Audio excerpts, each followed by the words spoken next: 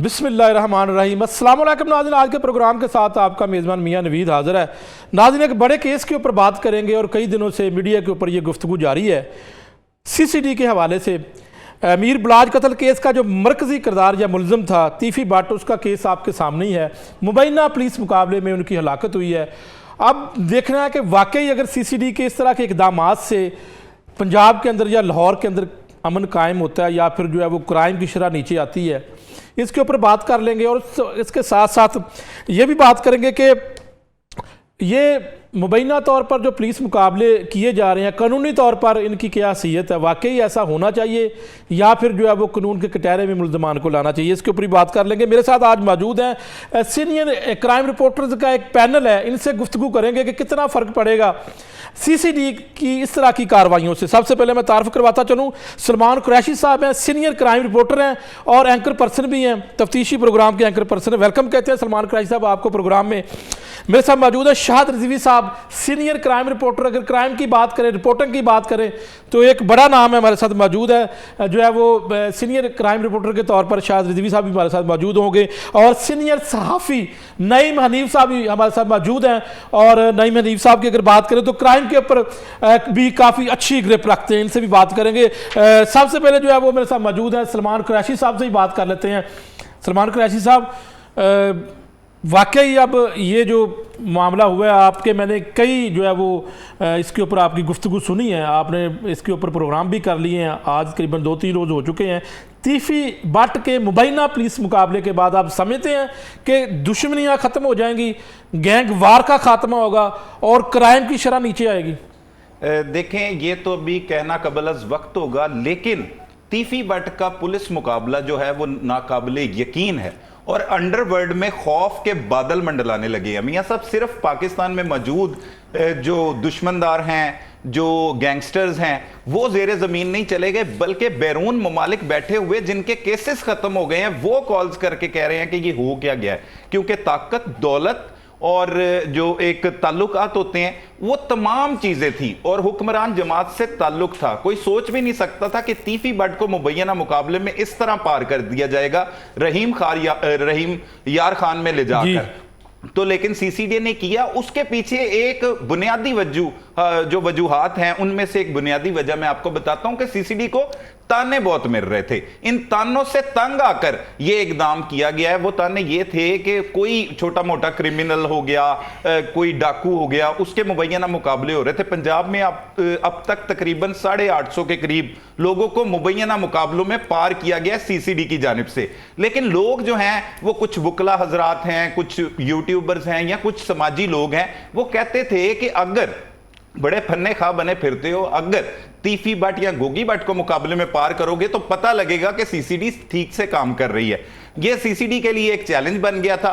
और सुहेल जफर चड्ढा, हमारे जो जराए बताते हैं कि उनकी जानिब से ये इस वाक़े का नोटिस लिया गया और इसकी मंसूबाबंदी पहले ही कर ली गई थी। और उसके बाद बाकायदा तौर पर मीडिया के किसी भी जो सहाफ़ी हजरात हैं, मीडिया से वाबस्ता कोई भी लोग हैं, उनसे और आम लोगों से इस हवाले से इंफॉर्मेशन शेयर करने पर भी पाबंदी आयद की गई। बाकायदा तौर पर एक मीटिंग बुलाई गई जिसमें हलफ लिया गया और इसमें बहुत सी काबिल जिक्र बातें हैं। हमारे कुछ दोस्त जो उनसे रब्ता कर रहे थे, हम भी इसे कंफर्म करने के लिए जब तीफ़ी भट्ट को पाकिस्तान मुंतकिल कर दिया गया था तब बात कर रहे थे, तो तीफ़ी भट्ट की तस्वीर तक सुहेल जफर चड्ढा को एक हमारे करीबी दोस्त ने भेजी, तो उनका आगे से जवाब यह था कि who is he.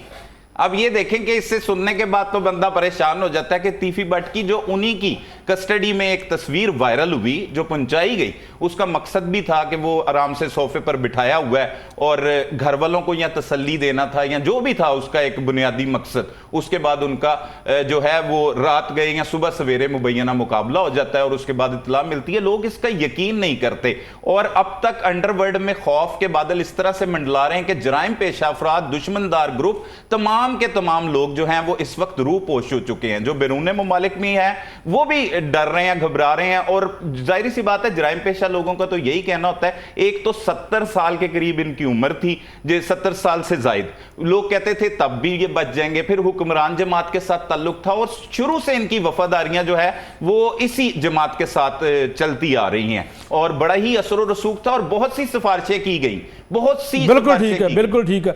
Naeem Hanif साहब, आप इस पूरे मामले को कैसे देखते हैं? ये वो सलमान कुरैशी साहब ने जो गुफ्तगू की है उसमें एक दो चीजें वाकई बड़ी हैरानी को थी।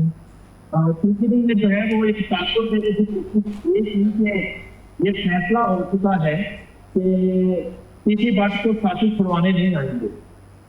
हमने भी कुछ इसी तरह के प्रोग्राम किए। मेरे पास जो इतला है वो ये भी है कि किसी बात को पाकिस्तान लाने के लिए 4 से 5 लोगों ने गारंटी दी थी। आप ये कह लें कि पीसीबी की तरफ से, पंजाब हुकूमत की तरफ से कह लें, किसी बात को दुबई जाकर ये गारंटी दी थी कि उन्हें अदालत में पेश किया जाएगा, जिस पर किसी बात जो है वो वहां से जो अरेंजमेंट कर रहे थे कि चेक बांध दिए और उनका लेन देन निकल आया और इतने करोड़ दिरहम का मामला निकल आया, वो उन तमाम चीजों के पीछे हट गए और उन्होंने पाकिस्तान आने का फैसला कर लिया। अच्छा, इसमें सबसे जो अहम पहलू है वो ये है कि हमें पहले इस बात का करना चाहिए कि क्या ऐसे ही सीसीबी को और पंजाब हुकूमत को और पंजाब पुलिस को और इन्वेस्टिगेशन की जेआईटी को इस बात से सबूत मिल चुके थे कि अमीर बराज कत्ल जो है उसमें किसी बात का हाथ है। Just number 1। उससे कबल ये हुआ कि इससे पहले कि किसी बात से एक मरतबा रेड वारंट जारी किए थे, पहले मैं ये क्लियर कर दूं, किसी पर कोई गिलासों के वीजा लगवाने नहीं आए थे, कोई बंदूकें नहीं दे रहे थे। किसी पर तकरीबन गुज़िश्ता 8-9 से दुबई से हिंदी को पूछ कालत बरिया किसी इश्तिहारी को पकड़ नहीं गए थे कि वहाँ तो किसी बात खाने का दस रहे थे। अचानक उसने दूसरा लेके किसी बात का और उसने तस्वीर सदर चक्का को भेजी और उन्होंने कहा हाँ यही किसी बात है, इसको पकड़ लो। इस तरह के लिए कुछ नहीं हुआ था। सीसीबी की टीम जो है वो तीसरी बात को गिरफ्तार करने ही गई थी। वो रैकिंग किसके जरिए हुई थी? इनकी बात इस मोबाइल का इनकाउंटर का एक्शन था, कौन है? जाहिर है कोई ना कोई एक्शन था होगा ना इस इनकाउंटर का। नईम हनीफ साहब, ये जो बात है कि उनकी जो मुखबरी है वो उनके क्लोज 3 रिश्तेदार गोगी भट्ट साहब की जाने से भी एक बात सामने चल रही है कि उन्होंने ही मुखबरी कर दी, तो इसमें भी कुछ सदाकत है या नहीं? क्योंकि आपने ये कहा है कि जी स्पेशल और खुसूसी तौर पर जो है वो पुलिस सिर्फ और सिर्फ तीफी भट्ट को गिरफ्तार करने के लिए इंटरपोल के जरिए गई थी। देखिए, ये सलमान कुरैशी और की जगह पर बता सकते हैं कि जब सीसीटीवी की टीम जो है किसी बात को गिरफ्तार कर चुकी थी इंटरपोल की मदद से और कस्टडी को इंटरपोल सीसीटीवी टीम के पास थी, तो फिर पंजाब पुलिस बार-बार दुबई एम्बेसी से रब्ता क्यों कर रही थी? किसी बात की हवालगी का आपको हद तक मीडिया से दूर की बात है कि पंजाब पुलिस ने ही इस मामले को छुपा के रखा सीसीटीवी ने कि वो कराची लैंड कराया जाएगा, रईजार खान लाया जाएगा, वहां के सामने आकर नहीं आना। अच्छा, इस बात दूसरी बात है कि गोगी भट्ट की आज की तारीख में दरखास्त जमानत खारिज हो गई। जी बिल्कुल, आज बिल्कुल पेश नहीं किया गया। जो है सैयद नजफ हैदर काजी जो है उनकी अदालत को आज के मजीद जो है वो बेल के लिए गोगी भट्ट में पेश होना था। सुबह 8 बजे पहली आवाज लगाई गई, गोगी भट्ट पेश नहीं हो गए। 8:30 बजे दूसरी आवाज लगी, गोगी भट्ट पेश नहीं हो गए। 9 बजे तीसरी आवाज लगी, गोगी भट्ट पेश नहीं हो गए। 10 बजे आखिरी आवाज लगी और उनकी जमानत खारिज कर दी गई। यानी कि गोगी भट्ट को भी अब ये खतरा लाहक है कि कहीं उनके साथ साथियों का मामला हो, गोगी भट्ट अंडरग्राउंड चले गए। हमने रास्ता करने की कोशिश की सीसीटीवी से, तो हमें ये बताया गया कि कोई रेड नहीं किया गया अभी तक गोगी भट्ट की गिरफ्तारी के लिए और ना ही इस तरह की कोई सीसीटीवी की तरफ से कोशिश हुई है। अलबत्ता गोगी भट्ट जो है वो घर पे मौजूद नहीं है और वो अंडरग्राउंड हो गया। और ये है कि मैं कुछ वर्ष पहले वो रेड वारंट गोगी भट्ट से खारिज हुए, दूसरी मरतबा सीसीटीवी ने रेड वारंट हासिल किए, जिसमें वफाकी बगावते दाखिला जो है बिल्कुल उनकी मुशावरत से, उनकी मामलत से या दूसरे जो रेड वारंट जारी किए गए वो तीसरी भट्ट के टीम में नहीं थे। अच्छा, अब क्या सर जी जो बात है बॉटम लाइन ये है, क्या वाकई तीसरी भट्ट जो है अमीर बराज की कत्ल में मुलव्वस थे। तो अगर इस तरह की सूरत हाल है तो सलमान कुरैशी बड़ी बात ये है कि सीसीटीवी पे पंजाब हुकूमत से और पुलिस से बहुत ज्यादा प्रेशर था इस बात का कि आम मुल्जम को, आम शूटर को, आम कातिल को, आम डाकू को तो आप फौरी तौर पर जो है उसको साथी छुड़वाने आते हैं, उनके नीचे टेपों में पिस्तौलें चल जाती हैं, तो फिर किसी भी उनके साथ जो है मामला लगाती है। बड़ी कोशिश की गई, बड़ी कोशिश की गई, बहुत बड़ी सतह पर बहुत बड़े पैमाने की कोशिश की गई किसी तरह की बात को जो है एक्स्ट्रा मुकम्मल तौर पर एक्स्ट्रा जुडिशियल वाला मामला ना हो। अलबत्ता हम ये भी नहीं कह सकते जब वाकई साथी छुड़ाने आ गए, अच्छा अगर वो साथी छुड़ाने आए हैं तो वो साथी कौन से नामजद जो FIR दर्ज है वो गोगी भट्ट पर है। गोगी भट्ट के आज उनकी जमानत खारिज हो गई है, वो उस FIR के बाद अदालत में पेश नहीं हुई। तो अगर इस तरह का मामला है तो गोगी भट्ट के हवाले से भी अच्छी खबर नहीं आने वाली, अच्छी खबर नहीं आने वाली। बिल्कुल साथ रहिएगा जी। शाहिद रिजवी साहब, आप क्या समझते हैं कि इस वक्त गोगी भट्ट ज़राए के तौर पर आपके ज़राए कन्फर्म क्या करते हैं कि वो पुलिस की तहवील में है या वो फरार हो गए? देखिए मियां साहब, अभी बात वही है कि कुछ कहना ये कबल वक्त है कि ये गोगी भट्ट को पुलिस ने अपनी हिरासत में लिया है या वो ख़ुद कहीं रूपोशत, जैसे आज उनकी तारीख से अदालत में वो पेश नहीं हुए, ना उनके कोई वकला पेश हुए, उनकी ज़मानत जो है वो खारिज हो गई है। तो मुतअद्दिद ऐसे पुलिस के अफसरान थे या कोई हमारे जो जिसको कहते हैं सोर्स होते हैं, उनसे भी बात की गई, लेकिन अभी तक किसी की जानिब से ये कन्फर्म नहीं किया गया कि वो पुलिस की हिरासत में हैं या वो ख़ुद रूपोश है। जैसे जैसे वक्त गुजरेगा ये सारी चीज़ें सामने आती जाएंगी कि गोगी भट्ट कहाँ हैं वो। लेकिन ये तो CCD ने उस वक्त भी तस्लीम नहीं किया था जब तीफी भट्ट को पाकिस्तान लाए थे, वो भी बिल्कुल मुकम्मल तरदीद कर रहे थे कि ऐसी कोई बात नहीं है। बिल्कुल ऐसे ही है, आप बजा फरमाएं। और फिर बड़ी न्यूज़ भी आ गई। CCD बिल्कुल ये बात नहीं कहेगी कि ये हमारे पास है या नहीं है, चूँकि ये अगर आपके देखेंगे ना कि ये केस जो है अमीर बालाज कत्ल वाला, इसके लिए JIT बनाई गई थी और वो उसकी तफ्तीश कर रही थी। ठीक, CCD जो है उन्होंने भी ये कहा कि जी ये केस जो है हमें दे दे, हम इसको गिरफ़्तार करेंगे। जब वहाँ से पुलिस इसको तीफी भट्ट को ले गई तो CCD ने इसको हैंड ओवर कर लिया, लेकिन वो मान नहीं रहे थे कि हमने हिरासत में ले लिया है, उसको पाकिस्तान ला रहे हैं या नहीं ला रहे।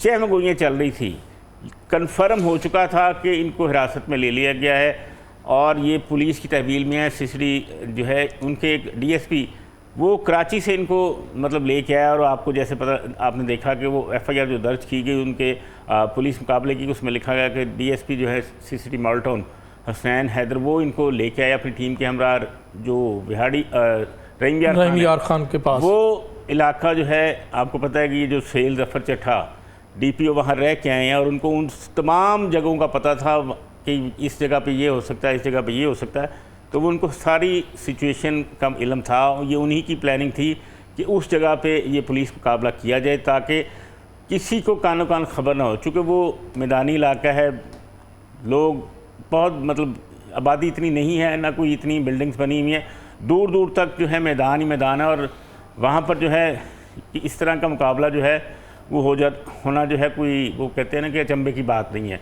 जब सुहेल जफर चट्ठा वहाँ पर DPO थे तो वहाँ सैकड़ों पुलिस मुकाबले जो हैं ऐसे हुए हैं मुबैना, जिनमें ख़तरनाक डाकू भी मारे गए, कुछ और लोग भी मारे गए। तो ये मैं आपको एक बात बताऊं कि जब CCD बनी थी इसी मकसद के लिए बनी गई थी, इनको फ्री हैंड दिया जाएगा, ये अपनी मर्ज़ी जो मर्ज़ी करेंगे, इनको पूछा नहीं जाएगा। 18 ऐसे क्राइम है जिनकी इन्होंने तफ्तीश जो है इनके ज़िम्मे लगाई गई। गैंगवार ख़त्म होगा अब कि नहीं? आपने देखा टाउनशिप में कल ही जो है फिर मर्डर हो गया है, वो भी दुश्मनीदार लोग आपस में लड़ पड़े। बिल्कुल, वो एक शौकी मलिक शौकी चंगर जो मशहूर हैं, साबिक नाज़िम भी रहे हैं। नहीं, फिर खौफ अगर पैदा था तो क्यों कोई मर्डर करता? वो बात यह है कि उसको आप गैंग वॉर नहीं कह सकते, वो उनकी कोई ख़ानदानी दुश्मनी थी, कोई जायदाद का तनाज़ा था, ये पुलिस ने दावा किया है। उसमें उनके जो भतीजे हैं उन्होंने फायरिंग की, जिसमें वो उसका भाई जो है मलिक शौकत का वो जो है मलिक आज़म खोखर वो कत्ल हो गया और उसका बेटा जो है मलिक शौकत का वो ज़ख्मी भी हुआ है। तो ये वो वाला केस इसके गैंग वॉर में शामिल नहीं हुआ, क्योंकि अगर कोई और लोग हमला करते लड़ाई झगड़े के दौरान, अगर किसी और के साथ फायरिंग के तबादले में कत्ल होता तो फिर हम कहते हैं कि ये गैंग वॉर है, लेकिन वो ख़ानदानी दुश्मनी है। ये जो है एक कह लें कि बहुत बड़ा पुलिस मुकाबला हुआ है जिसमें जैसे सलमान कुरैशी साहब ने कहा कि बड़े हर बंदा जो है परेशान है, खौफ में मुब्तला कि अब होगा क्या आगे। नहीं, हनीफ साहब ने ये बताया कि गारंटियां दी गई थी और तीफी भट्ट अगर चाहते तो वो दुबई रह सकते थे, फिर गारंटी दी गई, उसके बावजूद भी वो फिर आ गए इधर। बहुत बड़ी गारंटियाँ दी गई, बहुत बड़ी, जिसकी वजह से वो उनको आना पड़ा कि जी आपको हाथ नहीं लगाया जाएगा, सीधा आपको अदालत में पेश किया जाएगा। लेकिन अब उन गारंटियों के पीछे क्या मुहरकात हैं, ये मतलब आहिस्ता आहिस्ता सामने आएंगे। किसने किसकी गारंटी दी, कौन था, क्या नहीं था, हुकूमत की क्या पॉलिसी थी कि ये पाकिस्तान अगर आ गए हैं तो इनको किस तरह से ट्रीट करना है। लेकिन ये एक बहुत बड़ी बात है कि आते ही रास्ते में उनका पुलिस मुकाबला हो गया। अब वो पुलिस मुकाबला हुआ, उसकी जो दूसरी FIR दर्ज की गई उसमें गोगी भट्ट जो है इनका नाम भी उसमें लिया गया कि जी अपने साथियों को हमरा आए छुड़ाने। तो ये दो तरफा फायरिंग हुई जिसमें एक पुलिस का जवान जो है वो भी ज़ख्मी हुआ। आपने FIR देखी होगी, उसमें नूर अली जो है वो ज़ख्मी हो गया और ये जो है अपने ही उनके जो साथी हैं उनकी फायरिंग से मारे गए। ये ठीक हो गया, ठीक है। सलमान खराजी साहब, आपसे सवाल ये है कि अब वाकई जो है वो कोई क्राइम की शरह में कमी होगी और जो है वो मर्डर ख़त्म हो जाएंगे, डकैतियाँ ख़त्म हो जाएंगी, क्योंकि इतना बड़ा कारनामा हो चुका है, ये वाक़या हो चुका है और वैसे भी CCD के पास इख्तियारात भी बहुत दे दिए गए हैं। तो एक दौर था, शहबाज शरीफ के दौर में ये मामला होता था, उस वक्त उमर विर्क या बाकी एक इंस्पेक्टर क्या नाम है उनका, वो भी उसमें नवीद सईद वो भी शामिल थे। तो अब ये कुछ लोग कहते हैं कि ये आर्जी टेम्परेरी से ये रुक सकता है, क्राइम की शरह कम हो सकती है, लेकिन परमानेंट ये सोल्यूशन नहीं है। आप क्या कहते हैं? देखें, ये जो खौफ है ना, ये गैंगस्टर दुश्मनदार लोगों के लिए खौफ है। अगर आप बात करें मियां साहब इन मुबैना पुलिस मुकाबलों से क्राइम की शरह रुकने की, तो वो मैं चैलेंज से कहता हूं कि इससे उसका कोई ताल्लुक नहीं है। अच्छा, दुश्मनीदार लोग मुलव्वस नहीं होते क्राइम की? देखें, दुश्मनदार लोग पता किस हद तक मुलव्वस होते हैं। अब देखें, ये शूटर कल्चर जो है ना, ये इन दुश्मनदार लोगों की वजह से परवान चढ़ता है। जब भी किसी की दुश्मनी होती है, वो शूटर्स को हायर करता है, उन्हें मुंह मांगे पैसे या जितने भी 1 करोड़ रुपया सुपारी, जिसे उजरती कातल कहा जाता है, उन्हें सुपारी दी जाती है और उनसे अपना बंदा कत्ल करवाया जाता है। जिस तरह से ये वाकया हुआ जावेद भट्ट का, तीफी भट्ट के जो बहनोई कत्ल हुए, उसमें भी शूटर इस्तेमाल हुए। अब वो भी शूटर के तौर पर काम कर रहा था, जो मुजफ्फर जिसने अमीर बलाज को कत्ल किया था, उसे भी पैसे देकर ही वो वर्गलाया गया। जो भी किया गया वो तो मौका पर मारा गया इस केस में। लेकिन हैरानकुन बात यह है कि 3 लोग हैं जिनमें से 2 मुबैना पुलिस मुकाबलों में मारे गए जो मुल्जमान थे, जिसमें मरकजी किरदार तीफी भट्ट का 109 में इन्हें रखा गया था। इससे पहले एहसन शाह का भी मुबैना मुकाबला हुआ। फिर ये पहले इंटरपोल के जरिए यहां पर लाए गए मुल्जिम नहीं है। इस अमीर बलाज कत्ल केस में एक बिलावल नामी मुल्जिम है जिसे ओमान से गिरफ्तार किया गया था। वो जो है वो ओमान में एयरपोर्ट से उसे इंटरपोल ने हिरासत में लिया था और बातज़ां उसे इंटरपोल के जरिए इस्लामाबाद पहुंचाया गया और वो तीफी भट्ट का रिश्तेदार बताया जाता था। और उसकी ऐसी वीडियोज और तस्वीर हैं जब अमीर बलाज कत्ल होता है, उसी शादी की तकरीब में वो उसकी रैकी कर रहा है, वहां पर घूम फिर रहा है, मतलब मौके की तलाश। अब कुछ लोग उस टाइम इल्जाम आयद करते थे कि वो जो हमलावर है वो इन्हीं के बंदों ने फायरिंग करके उससे कत्ल किया है। वो बासानी निकल गया था। BRV गाड़ी में वो आए थे। वो तफ्तीश भी पुलिस ने जो मुकम्मल की है, जिस तरह से उसने कार्रवाई की थी। फिर जो मुजफ्फर मारा गया है वो भी जराए बताते हैं कि वहां पर मौके पर मौजूद जो पुलिस ऑफिसर थे जिनके हाथों एहसन शाह का मुबैना मुकाबला हुआ, तब भी गोलियां जो हैं उनकी जानिब से चलाई गई थी। तो अब देखें, ये एक ऐसा केस जिसने बहुत ज्यादा हाइप पकड़ी और आप कह रहे हैं कि शूटर, इससे जराइम पेश अफराद का तो ताल्लुक है। जो दुश्मनदार लोग हैं वो तो जेरे जमीन जा नहीं, तो ये शूटर जो है वो इस तरह की एक्टिविटी में भी तो मुलव्वस होंगे ना, डकैतियां वगैरह, और जो बंदे मारना तो एक अलग काम है, तो फिर यही शूटर डकैतियां भी करते होंगे, चोरियां भी करते होंगे। शूटर्स को हायर किया जाता है। कुछ शूटर्स जो हैं वो पाले जाते हैं डेरों पर, और अब भी ऐसे पंजाब में डेरे मौजूद है बासर लोगों के जहां पर पंजाब भर के सैकड़ों नहीं हजारों शूटर पर रहे हैं, लेकिन उधर देखने की कोई जरूरत नहीं करता।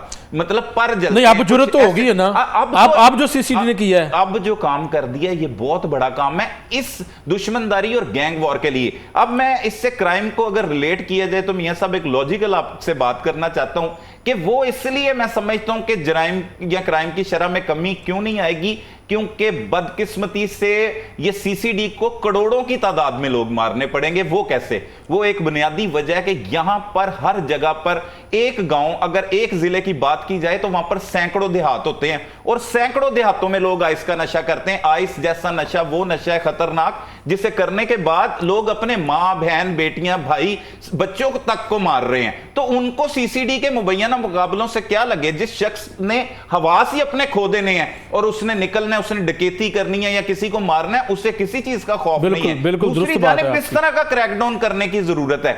ये जो मुबैना मुकाबला किया गया है, हाँ, इससे खौफ, दबदबा और अंडरवर्ल्ड पे एक बहुत बड़ा प्रेशर आया, जिसकी वजह से बड़ी परेशानी दिखाई दे रही है दुश्मनदार लोगों को। और लोग जो हैं वो कह रहे हैं कि ये दुश्मनी एक अजाब है। और 70-75 साल की उम्र में तीफी भट्ट को मार दिया गया, इतना बासर होने के बावजूद। नईम हनीफ साहब जब बात कर रहे थे सिफारिशें, हमें भी पता लगा एक बहुत बड़े वफाकी वजीर ने उन्हें खुद कहा है कि हम आपको लेके जाएंगे, पाकिस्तान आप आए, और जराए बताते हैं। और उसकी वजह से इन्होंने काजी के सामने अदालत में जाकर कहा है कि मैं पाकिस्तान जाना चाहता। अगर वो कहते नहीं जाना चाहते तो फिर नहीं जाना चाहते तो वो वहां पे रुक सकते थे। उसके बेशुमार तरीके थे, क्योंकि उनके पास बिजनेस वीजा था, उनका बेटा भी वहां पे बिजनेस करता है, उसके भी बिजनेस है। साथ ही रहिएगा। नईम हनीफ साहब, आप समझते हैं कि अब इतने ज्यादा इख्तियारात तो सीसीडी को दे दिए गए हैं, फिर अदालतों का क्या काम है? कानूनी तरीके से क्या हम इन लोगों के खिलाफ क्रैकडाउन या कार्रवाइयां नहीं कर सकते? क्या अदालतें फिर बंद कर दी जाएं? ये मैं इसका जवाब देने से पहले बोलता हूँ, वो है मरहूम, उनका बेटा जो है उनके साथ मौजूद था, और उनका बेटा जो है वो बता सकता है कि वो कौन गारंटर थे, जिनकी गारंटी जो एक मामले पाकिस्तान आने की जो है वो हिंदू भरी और नजामती गारंटी हो, और उनके बड़े भाई जो है फजानुल गुलशन, उनको भी उन गारंटर्स का बखूबी पता है। एक बात। दूसरी बात दोबारा मैं रिपीट कर देता हूँ कि अभी तक जो है ज्वाइंट इन्वेस्टिगेशन टीम को और सीसीडी को इतलामिया जारी करना चाहिए उस इन्वेस्टिगेशन का कि क्या वाकई किसी वर्ड का हमें तलाश के कत्ल में कोई किरदार था, कोई रोल था। उसके बाद फिर इस मुकाबले को मुबैना कहना और गैर मुबैना कहना और जो है ना फेक कहना, उससे जो है उसको हटेगा। दूसरा फर्क जो है बिल्ला सुरक्षा वाले, टीपू सुरक्षा वाले और अमीर मराज के कत्ल में फर्क ये रहा कि तीनों कत्लों के मुकदमात नामजद हुए, टीपू भट्ट और गोपी भट्ट। फर्क ये था जिले के टाइम पे और टीपू सुरक्षा वाले के टाइम पे सोशल मीडिया नहीं था। अमीर मराज के टाइम पे 2025 में 24 में सोशल मीडिया बड़े अड़ूज पर था। और टीपू भट्ट जो है उनका ये मुबैना मुकाबला के पीछे सोशल मीडिया का बहुत बड़ा साथ है। जहां तक क्राइम कंट्रोल की बात है, देखिए, और सीसीडी के रोल की बात है, लेकिन सूबे की जो चीफ एग्जीक्यूटिव है मरियम नवाज साहिबा, उनका ये कहना है कि सीसीडी ने क्राइम कंट्रोल कर दिया, उनका ना तो अंडरग्राउंड चले गए, भाग गए, अपने सरदार तक पहुंचना शुरू हो गए। चीफ एग्जीक्यूटिव सूबे की किस हद तक मुतले हैं, शायद वो पंजाब पुलिस से भी उतनी मुतले नहीं है, शायद वो अपने लोकल जो कमीना के मुद्दा है उनकी कारकर्दगी से भी मुतमईन नहीं है, मगर वो हर जगह पे आधी दर्जन से जायद मरतबा स्वयं सुभद्रा का नाम लेकर उनको शाबाश दे चुकी है, उनको एप्रिशिएट कर चुकी है और उनको इक़दामात को वो सराह किया है। एक बात। दूसरी बात यह है कि यहाँ पे सियालकोट बॉर्डर पे एक वाक़या हुआ था, एक खातून के साथ रेप हुआ। जी जी बिल्कुल। ने लिख किया था। मेरी सीसीपीओ लाहौर ऊपर से से मुलाकात हुई तो उसने कहा कि वज़ीर आज़म इमरान खान ने ये कहा है कि ऐसे लोगों को मर्द बना देना चाहिए, यानी कि उनके मुँह में पिस्तौल चलने चाहिए। ये मैं बात कर रहा हूँ इमरान खान के दौर की। जी बिल्कुल जी।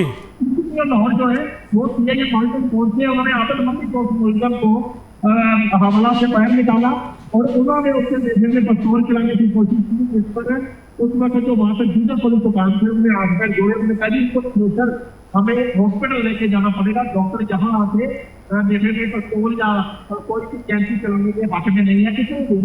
उस वक्त के डीआई और दिगर पुलिस अफसरान पहुंचे, किसी के लोगों खबर केस के आगे हाथ जोड़े और उस मामले को जो है वो उन्होंने रफा दफा करवाया। तो किसी के ऊपर ये कहना था कि ये आमद बनी इससे पहले 5 से 6 मरतबा मासूम बच्चियों के साथ रेप करके जमानत पर पाया जा चुका और किसी के लोगों केस का अदालतों में बिल्कुल जो है वो एतमाद नहीं था, यकीन नहीं था, इसलिए वो नेफे को पिस्तौल चलाना चाहता था।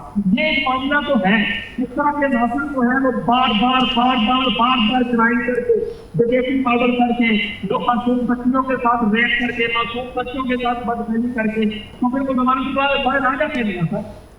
बिल्कुल ठीक है जी, बहुत शुक्रिया नईम हनीफ साहब। नाज़रीन, यहाँ पर हम ब्रेक लेते हैं और ब्रेक के बाद दोबारा वापस आते हैं।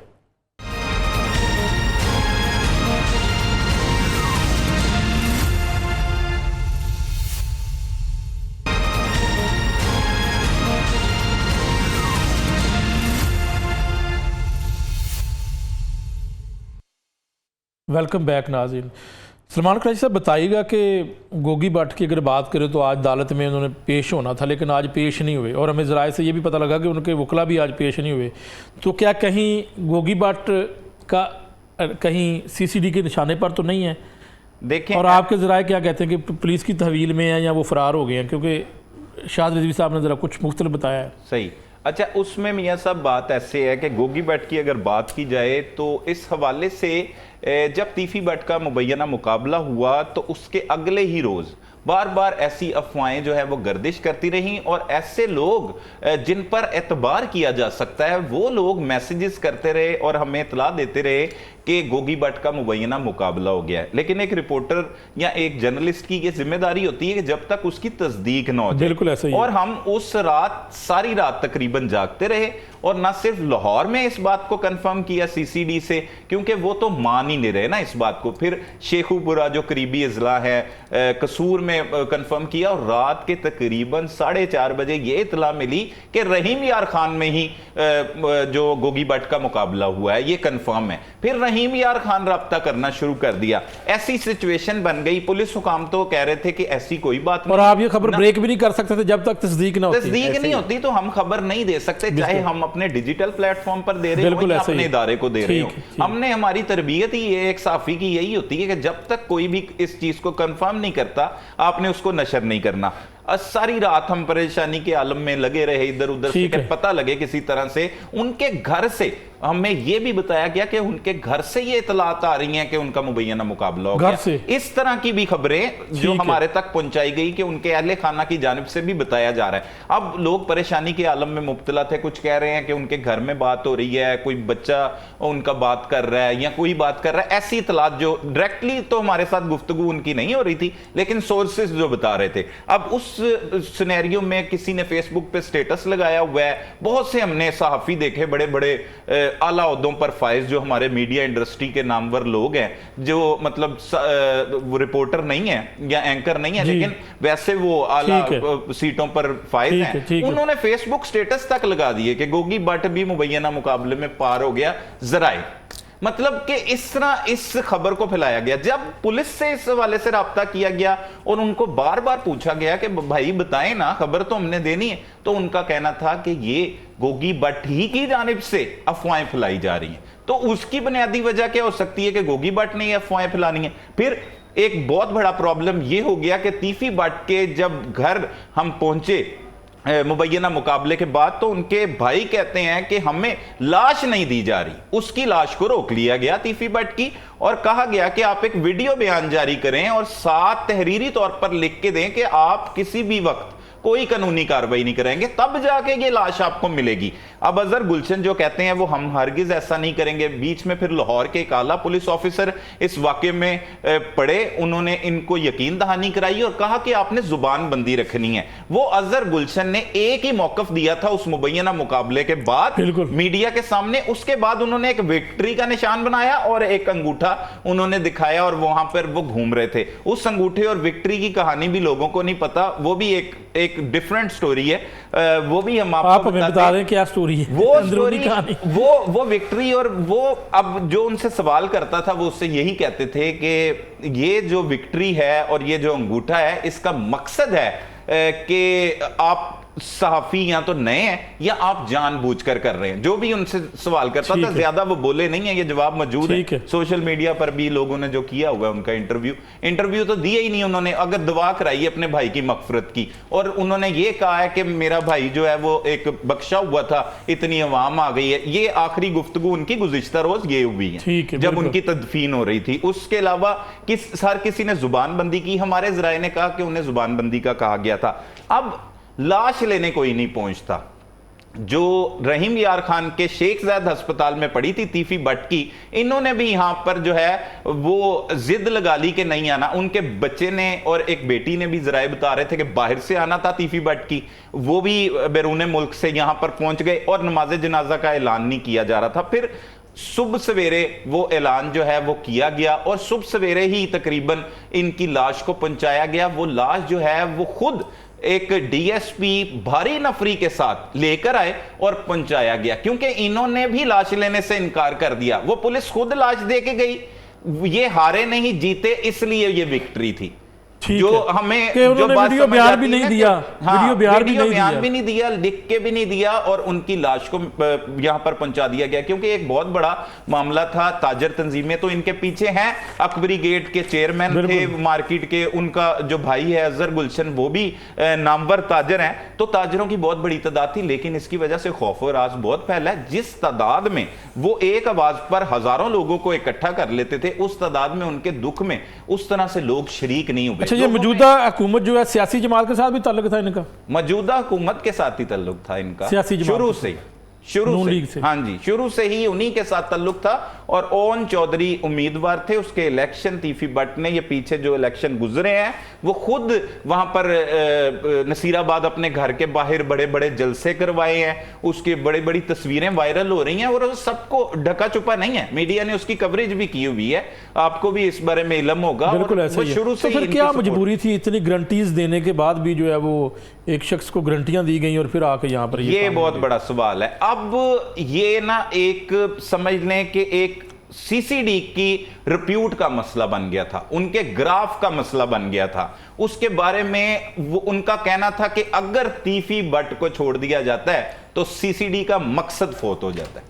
हमारे जो जराए बताते हैं कि उनका ये सोचना नहीं, था, मकसद फिर वो था। तो पकड़ने ही नहीं गए थे ना, जो पहली कहानी है हाँ कि जी वो तो किसी और को पकड़ने गए थे, उसी कमरे में तीफी बट साहब वो पकड़े गए। अब वो जब पकड़े गए तो वो सब प्लान वो तैयार कर लिया गया उस तरह से कि तीफी बट अब पकड़े गए हैं तो अब इनको लेके आना है, एक बार खौफ और दबदबा पूरा कायम करना है। जो ताने मिलते थे लोगों की तरफ से कि केला फरोश को मार दिया, डाकू को मार दिया, राह चलते गरीब लोगों को मार दिया जो किसी किस्म की कार्रवाई नहीं करा सकते, बासर दौलतमंद लोगों के साथ ताल्लुकात रखने वाले किसी एक शख्स का मुकाबला किया, लोग बकायदा इनका नाम लेते थे, तीफी और गोगी भट्ट का, कि इनको मारो अगर तुम इतने फन्ने खाओ। तो इसलिए उन्होंने ग्राफ बढ़ाने के लिए ये एक मुबैना मुकाबला किया। लेकिन इसकी वजह से मैं आपको ये बता दूं कि जितने भी दुश्मनदार लोग हैं, जो जराइम पेशा लोग हैं, वो बड़े परेशानी के आलम में मुब्तला हो गए हैं और वो अपनी जान बचाने के लिए जेरे जमीन जा चुके हैं। तो दुश्मनियां भी अब खत्म हो जाएंगी।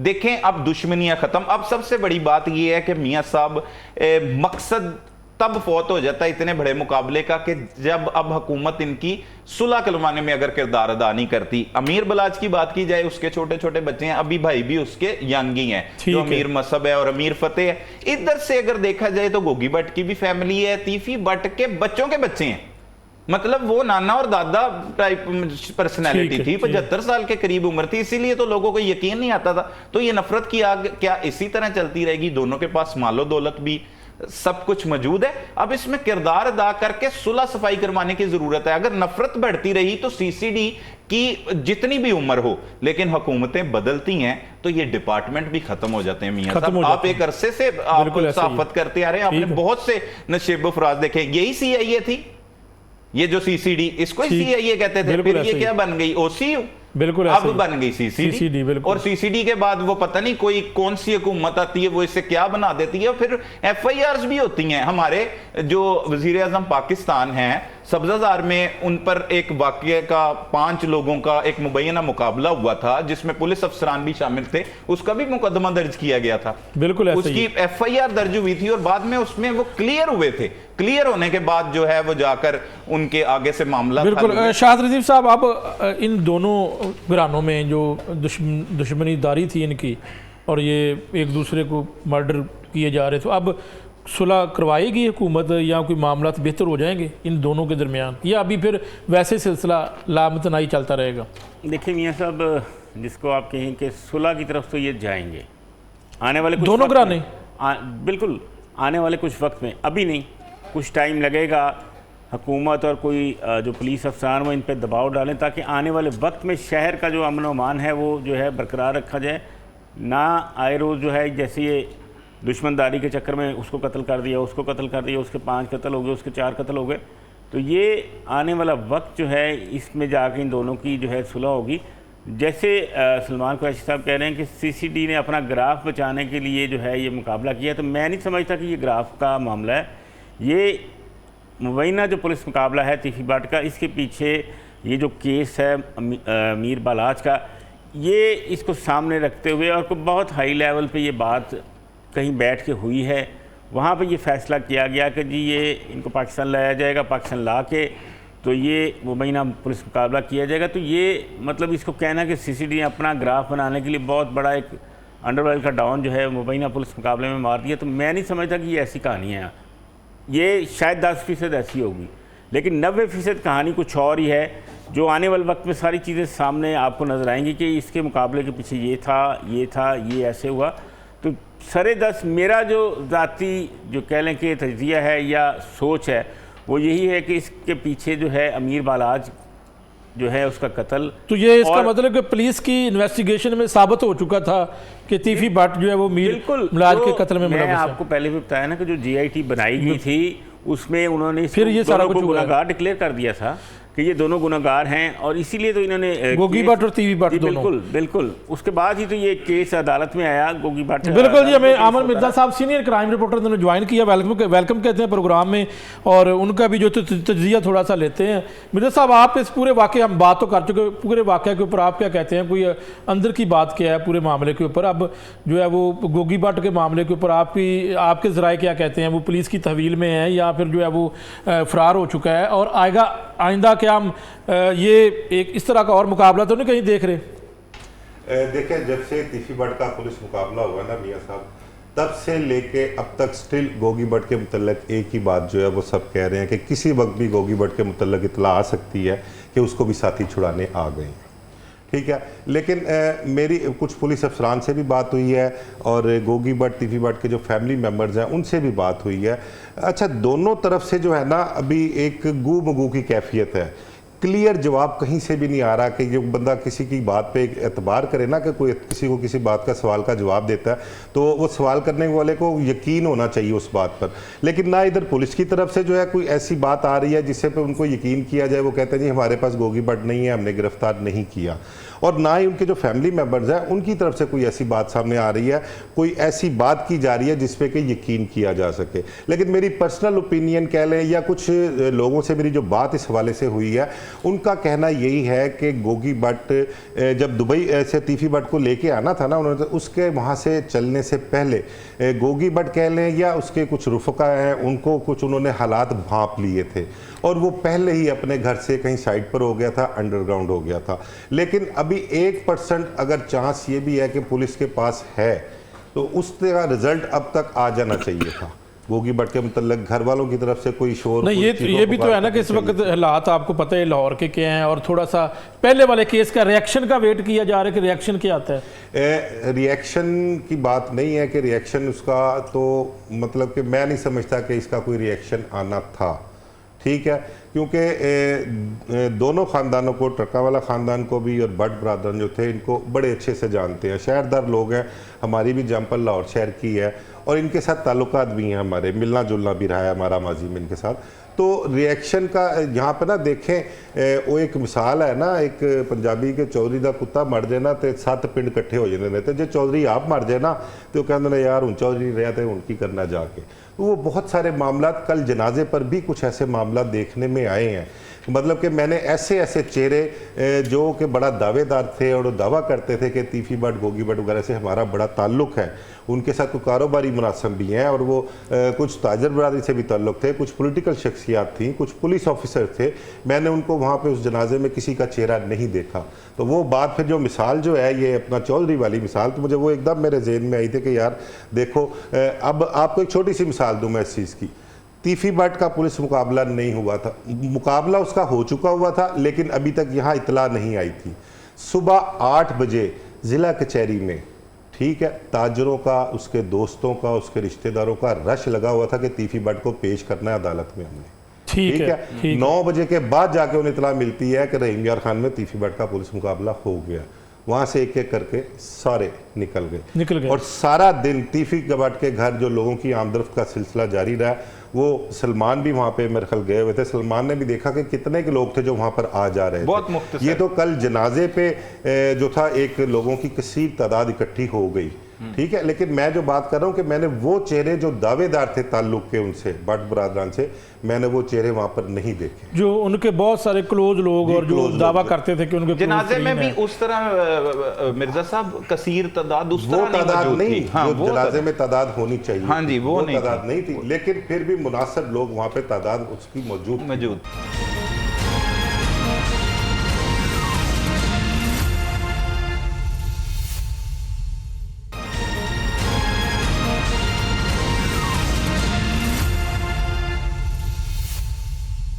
मिर्जा साहब, आप क्या समझते हैं कि उनके जो बच्चे हैं या उनकी फैमिली में से आप समझते हैं कि उनमें भी ये कैपेसिटी है कि वो इस तरह का रोल किरदार अदा कर सके फ्यूचर में? नहीं, ये जो भट्ट बरादरान है, इनकी फैमिली के जो लड़के हैं वो इस तरफ बदमाशी की तरफ कभी उनका रुझान नहीं हुआ या इन मामलात में वो कभी पड़े नहीं। बड़े ट्रकावाला ख़ानदान के जो टीपू के जो बेटे थे, अमीर मुसब, अमीर बलाज और ये फाते, ये भी कभी इन मामलात में नहीं पड़े। उनका तो इंटरव्यू भी सुना था, वो कहते जी वो दुश्मनी छोड़ना चाहते हैं। लेकिन क्योंकि उनका जो बाप था, वालिद था, वो कत्ल हो चुका हुआ था, अब वो सरबरा अमीर बलाज था।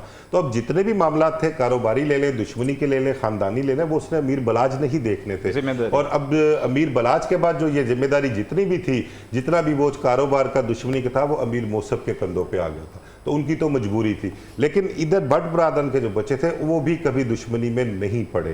तो अब आने वाले हालात जो हैं, अगले कुछ दिनों में कह लें, कुछ हफ्तों में कह लें, या कुछ महीनों में चले जाएं, मैं अपनी आपको बताऊं कि मेरी ना कुछ 2-3 पुलिस अफसर, रिटायर्ड पुलिस अफसर मेरी ना इस हवाले से, क्योंकि जाहिर बात है प्रोग्राम करने होते हैं, इसमें इंफॉर्मेशन चाहिए होती है, डिस्कशन चल रही है। कुछ प्राइवेट लोग भी हैं, ताजर भी हैं, पॉलिटिकल भी हैं, और रिटायर्ड पुलिस अफसर भी हैं। उनका जो कहना है ना, उनका जो मौक़िफ़ है, वो कहते हैं कि देखें, पहले नुकसान ट्रकावाला ख़ानदान का ज़्यादा था, जानी नुकसान, ठीक है।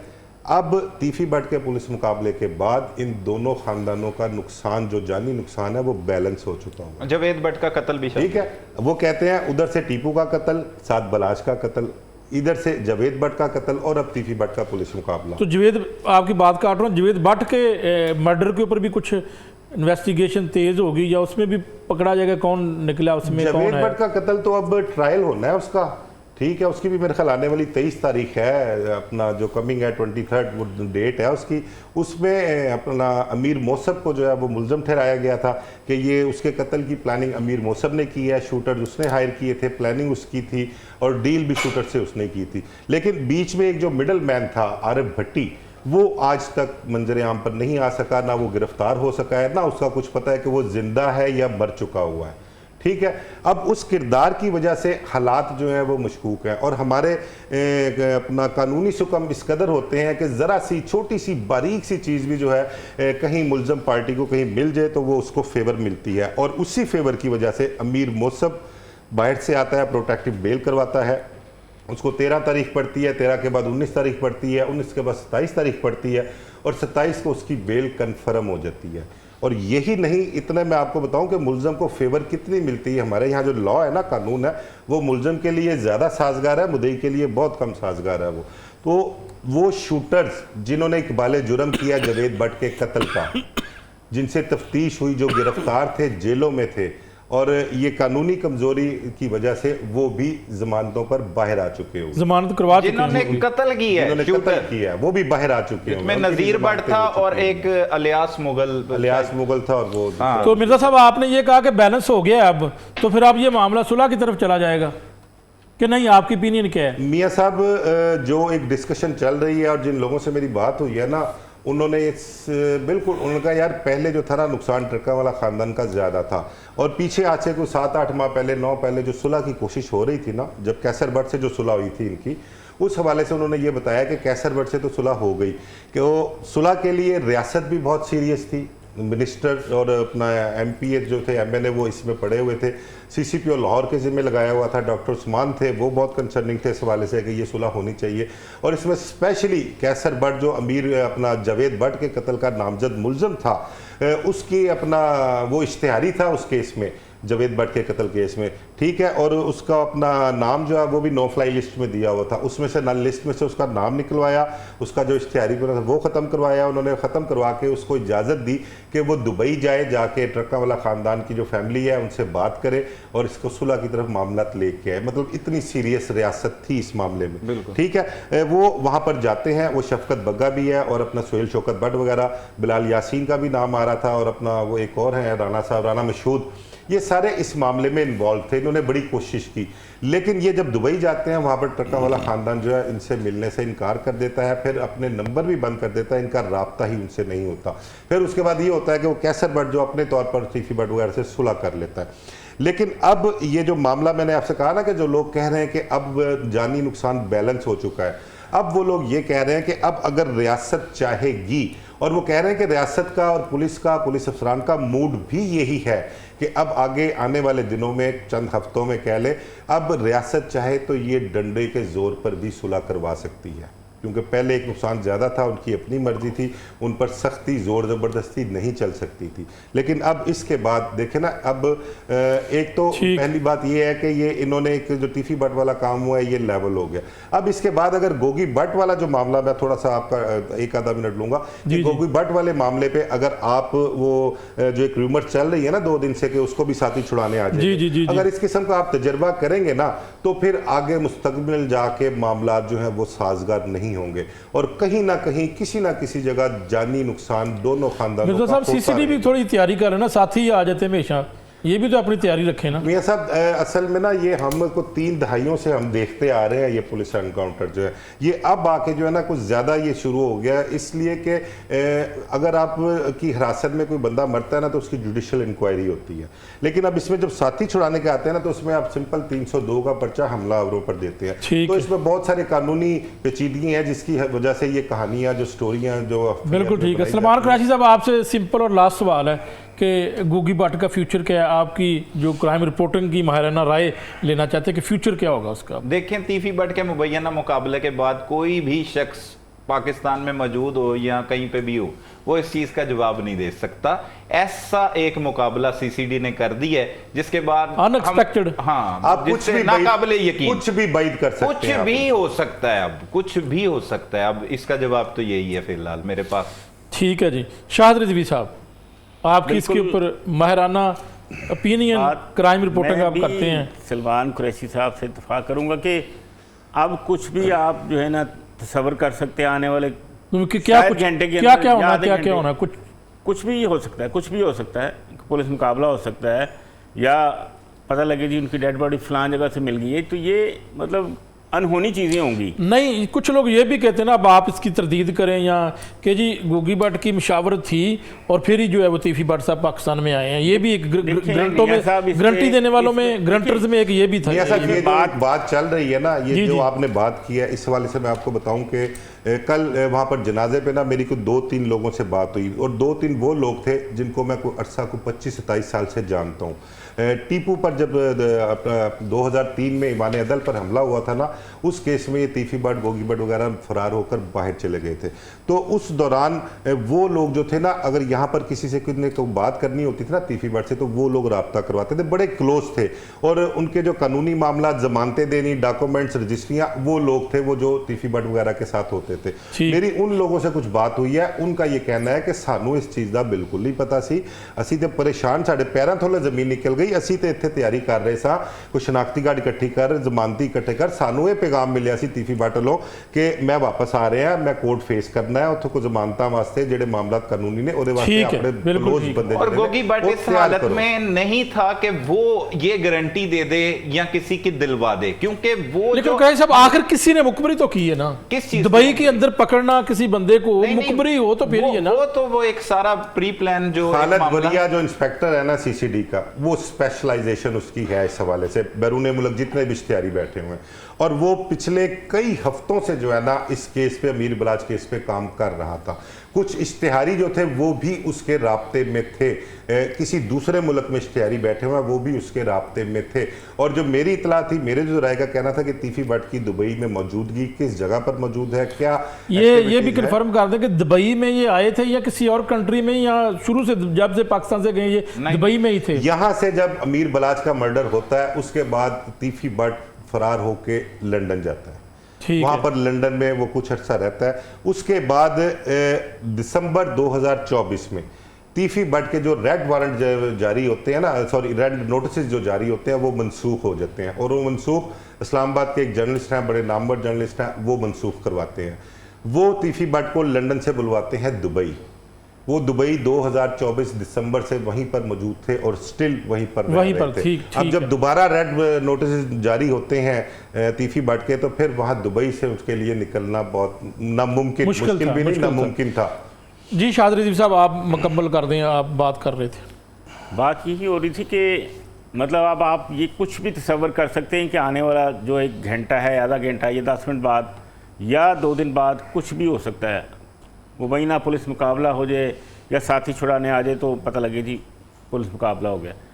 अभी तक सरदस यही सारी चीज़ें सामने नज़र आ रही हैं कि इसका कुछ पता नहीं है सीसीडी क्या कर दे क्या नहीं कर दे। जैसे ही उनको किसी तरफ से, चाहे वह हुकूमती है या सत्ता या कोई और तरफ से, उनको इशारा मिलेगा तो ये चीज़ सारी सामने आ जाएगी कि ये गोगी भट्ट का भी पुलिस मुकाबला हो गया या उसकी कहीं लाश मिल गई है। तो ये कोई नई मेरी चीज़ जो है वो सामने आने की तरफ जो है ना, मेरी भी हो सकती है मियां साहब। एक ऑप्शन ये भी है, अगर गारंटी ले ली जाए कि कल को ये कोई कार्रवाई नहीं कर गारंटी की, तो फिर गारंटी तीफी भट्ट के हवाले से कितने मैंने आपको बताया ना कि आने वाले चंद हफ्तों में मे भी हो सकता है कि रियासत अगर सीरियस और चाहे, जिस तरह से पहले 8 महीने पहले जब कैसर भट्ट की सुलह हुई है, अगर वो दोबारा एक्ट रियासत करे तो ये सुलह डंडे के जोर पर भी करवाई जाए। बहुत शुक्रिया जी आमिर मिर्ज़ा साहब, सलमान कुरैशी साहब और शाहिद रिजवी साहब। नाज़रीन, हमने तो तफसीली बात की है और बड़े बड़े इंकशाफात भी हुए प्रोग्राम में। एट द एंड बात तो यही है कि अगर रियासत सुलह करा दे तो लाहौर के अंदर ख़ास तौर पर ये जो दुश्मनियाँ हैं ये इसका खात्मा हो और अमन हो। बहरहाल यहाँ पर पैनलिस्ट की जानिब से ये कहा गया है कि इस तीफी भट्ट के जो है वो मुबैना पुलिस मुकाबले की वजह से जो है वो क्राइम की शरह में कमी नहीं होगी। ये एक अलग चैप्टर है। नाज़रीन, इजाज़त चाहता हूँ, इंशाल्लाह कल फिर हाज़िर होगा। तब तक के लिए अल्लाह हाफ़िज़।